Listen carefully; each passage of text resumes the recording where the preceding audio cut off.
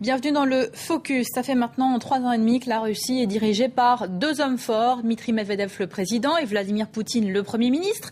Un des deux devra sacrifier ses ambitions politiques car il n'y aura qu'un candidat pour représenter le parti Russie Unie lors de la présidentielle de mars 2012. Ce choix, les 2 hommes devraient le faire dans quelques semaines à l'issue d'une primaire à huis clos. En attendant, leurs partisans rivalisent d'imagination pour défendre leur candidat et vous allez le voir dans le reportage qui suit. Le bon goût n'est pas toujours au rendez-vous et ce reportage est signé Ksenia Bolchakova. Bonjour et merci d'être avec nous. On regarde d'abord votre sujet et on en reparle juste après. Voici Sergueï Kalenik, le créateur de Super Poutine, une BD visionnée 7 millions de fois sur Internet. Le Premier ministre russe en kimono y multiplie les exploits. Il sauve les passagers d'un bus menacé par l'explosion d'une bombe. Il combat ces zombies qu'il attaque au cri de libérer Khodorkovsky, une armée de spectres dirigée par ce personnage effrayant. C'est l'horrible Novodvorskaya, la grande prêtresse de la planète Nibiru, et elle déteste les communistes. Une caricature peu flatteuse de Valeria Novodvorskaya, l'une des figures de l'opposition russe. Ici, tout le monde en prend pour son grade, même Dmitri Medvedev, qualifié de gnome, capable de se transformer en ours. Poutine se positionne comme un super-héros. Medvedev, lui, c'est le prototype du mec banal. Poutine est l'homme du peuple par excellence, celui à qui on peut faire confiance, qui sait tout faire. La preuve, un jour on le voit à la télé ramasser des patates dans un kolkhoz, le lendemain pilotant un avion militaire, un sous-marin, ou en Tchétchénie avec des terroristes. C'est ça son super-pouvoir. Un manga très politique qu'il assure avoir fait pour le plaisir, mais à l'approche de la présidentielle, difficile de ne pas y voir un brin de propagande. Car cette image d'homme fort, le Premier ministre la cultive lui-même avec ardeur. Plongé sur un site archéologique, bras de fer et escalade au camp d'été de Céliger, où se réunissent ses plus jeunes partisans.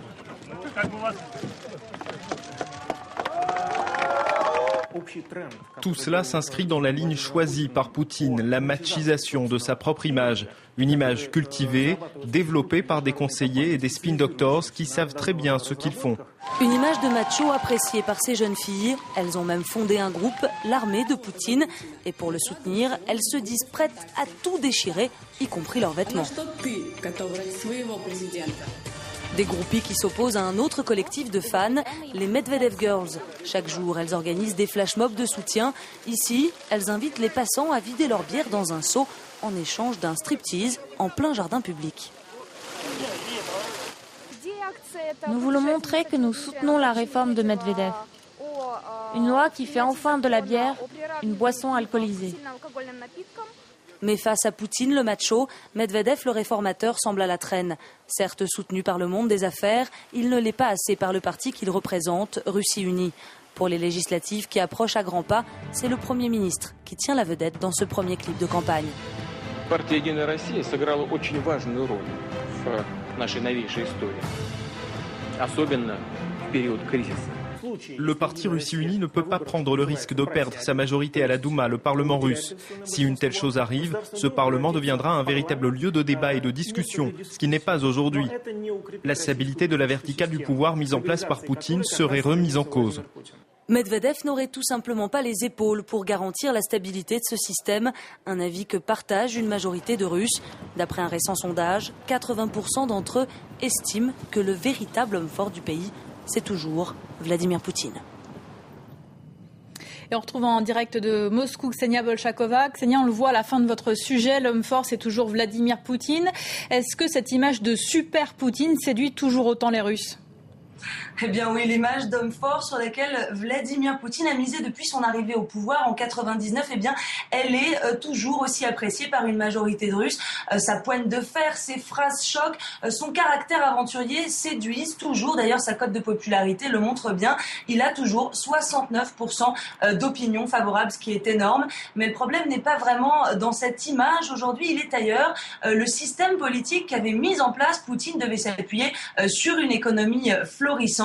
Mais la crise et la grave récession de 2009 ont globalement changé la donne. La hausse du taux de chômage, la baisse du pouvoir d'achat, l'accès de plus en plus difficile au logement inquiète beaucoup les Russes. Et en ce moment, ils perdent confiance envers le pouvoir, un sentiment qui a été aussi très accentué par les nombreux scandales de corruption impliquant des fonctionnaires. Le parti dirigeant Russie Unie en a même gagné un nouveau surnom. On l'appelle ici Partia Жуликов и воров, traduisait le parti des filous et des voleurs. C'est d'ailleurs pour tenter d'améliorer un petit peu cette image et d'effacer cette mauvaise réputation que Poutine a créé son Front populaire, une grande organisation à laquelle ont adhéré des centaines d'associations, également des syndicats. Et c'est sur ce front que le Premier ministre compte pour mener sa majorité justement à la victoire lors des législatives de décembre prochain. Alors, fin septembre se tiendra le grand congrès du parti Russie Unie, un événement qui va officiellement lancer la campagne électorale. Est-ce que d'ici là, on saura qui de Medvedev ou de Poutine se présentera ? Alors, le grand rassemblement qui est prévu aura lieu donc les 23 et 24 septembre. Et à l'issue de ce congrès, Russie Unie, le parti dirigeant, va dévoiler d'abord son programme et également la liste des candidats pour les législatives. Au total, 600 prétendants au poste de député qui seront choisis, une liste validée par le Premier ministre en personne. Pas dit, en revanche, qu'on apprenne ce jour-là qui de Poutine ou de Medvedev se présentera à la présidentielle. En coulisses, ce dernier se battrait pour rester au Kremlin, mais les experts sont plutôt d'accord. C'est de toute façon Poutine qui décidera qui d'entre eux briguera un nouveau mandat. Et pour l'instant, tout porte à croire que c'est Poutine, humblement affublé du sobriquet de leader national. On entend vraiment ça partout, le leader national. Il est omniprésent à la télévision alors que Medvedev a été plus discret, plus effacé sur la scène médiatique depuis le début de l'été. Néanmoins, l'actuel président a quand même ses atouts et ses points forts. Il rassure les forces libérales, il rassure également les investisseurs étrangers. Mais il y a une rumeur qui grandit à Moscou et qui fait beaucoup jaser. C'est celle d'un troisième homme. Medvedev serait devenu trop ambitieux, voire gênant pour Poutine. Et ce dernier pourrait adouber un nouveau candidat. Alors plusieurs noms circulent. On parle de Sergueï Naryshkin, le chef de l'administration présidentielle, et également de Sergueï Sobyanin, le maire de Moscou. Les deux hommes ont le même profil. Ils sont des hommes politiques discrets et surtout ce sont deux hommes extrêmement fidèles à Vladimir Poutine. Alors on l'a vu dans votre reportage, Poutine et Medvedev occupent le terrain médiatique. Est-ce que dans ce contexte, l'opposition arrive quand même à se faire entendre ? Alors, il y a une formation politique qui fait beaucoup parler d'elle et qui se positionne d'ailleurs comme un parti d'opposition. C'est le parti Juste Cause, dont le milliardaire, l'oligarque Mikhail Prokhorov vient de prendre la direction. C'est un petit parti libéral, pro-européen, pro-business. Et on peut dire que son leader n'a vraiment pas perdu de temps. Il a lancé cet été une campagne d'affichage massive. Il a multiplié les conférences de presse. Il a également reçu le soutien marqué de Dmitri Medvedev, un peu étrange pour un parti d'opposition. Mais bon, le président a quand même reçu Prokhorov au Kremlin, ce qui a fait dire quand même à beaucoup d'experts que l'entrée de Juste Cause à la Douma était garantie, quel que soit le résultat des élections.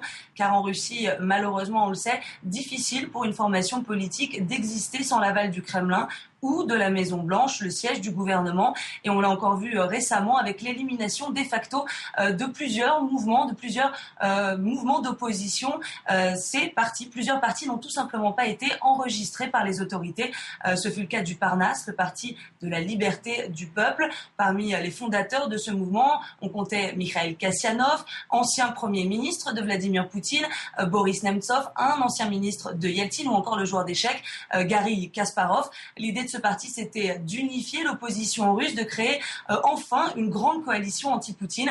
Et visiblement, le projet n'a pas vraiment séduit le pouvoir russe. Si le parti avait été autorisé, les leaders auraient pu s'exprimer librement à la télévision et donc critiquer ouvertement le pouvoir. Et ça, on comprend bien que ce n'est vraiment pas pour tout de suite en Russie. En attendant, ces leaders d'opposition vont contester cette décision et manifester massivement à Moscou d'ici les élections de mars prochain.